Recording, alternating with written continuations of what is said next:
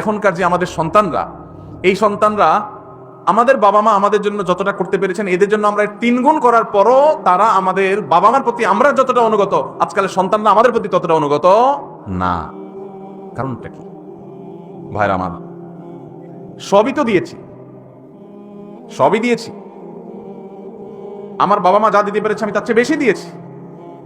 তাহলে কৃতজ্ঞতা আদায় করতে গিয়েও তো অন্তত আমি আমার বাবার মধ্যে যতটা অনুগত, সন্তান আরো বেশি অনুগত হওয়ার কথা ছিল, কিন্তু হচ্ছে না। এর কারণ কি? এর কারণ বিশ্লেষণ করা অনেক লম্বা আলোচনার ব্যাপার। একক কোনো কারণ এখানে বলা কঠিন, অনেকগুলো কারণ রয়েছে। এর ভিতরে একটা কারণ হলো আমাদের এই সমাজ ব্যবস্থা, এটা পশ্চিমা সংস্কৃতি দ্বারায় এত বেশি প্রভাবিত হয়ে গেছে যে আমাদের সন্তানরা এখন তারা এদেশীয় সংস্কৃতি, এদেশের মানুষের কৃষ্টি কালচার সভ্যতা, এদেশের মানুষের তাহজিব তামাদ্দুন এবং অ্যাজ এ মুসলিম ইসলামের যে কৃষ্টি কালচার, সেই জায়গা থেকে অনেক দূরে সরে গেছে। আমাদের তরুণদের একটা বড় অংশ তারা বিপদগামিতার দিকে চলে গেছে। এর কারণ যেমন পশ্চিমা সংস্কৃতির আগ্রাসন আছে, নাটক সিনেমার নামে, বিনোদনের নামে যেগুলো দেখছেন সারাক্ষণ, আপনার ভেতরের জগৎকে পরিবর্তন করে দিচ্ছে। সেগুলো আপনার ইমান, আমল, চিন্তাধারা সবকিছুকে প্রভাবিত করে নিজের অজান্তে চেঞ্জ করে দিচ্ছে।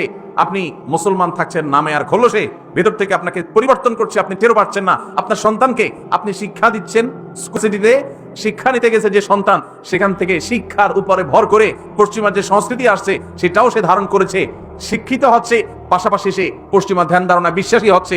এর ফলশ্রুতিতে ইসলামের যে ট্র্যাক, ইসলামের যে সুমহান শিক্ষা, সেই শিক্ষা থেকে বঞ্চিত হয়ে ধ্বংস হয়ে যাচ্ছে। এর অনেক কারণের ভিতরে একটা কারণ হলো সন্তানকে আপনি সেইভাবে হালাল খাবার খাওয়াতে পারতেছেন না আপনার বাবা মা যেটা আপনাকে খাওয়াতে পেরেছে। আপনার বাবা মা অনেক কষ্ট করে অল্প খাওয়াইছেন, কিন্তু হালাল খাওয়াইছেন, তার বরকত ছেলের মধ্যে আপনি পাইছেন।